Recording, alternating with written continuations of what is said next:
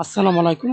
Hello everyone, welcome back to my another video. In this video, how to edit a notebox in Excel. Okay, I have a two note example. Edit this notebox. Okay, right click, select note on, right click mouse. Now see this edit comment type or edit.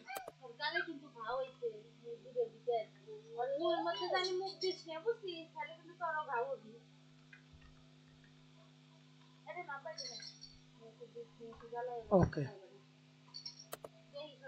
and edit note 2.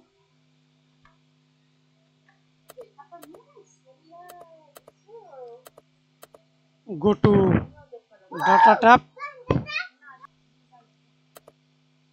Now see this data validations.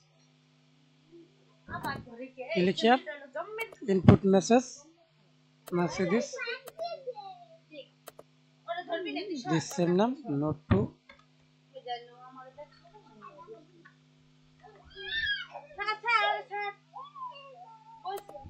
Now click away.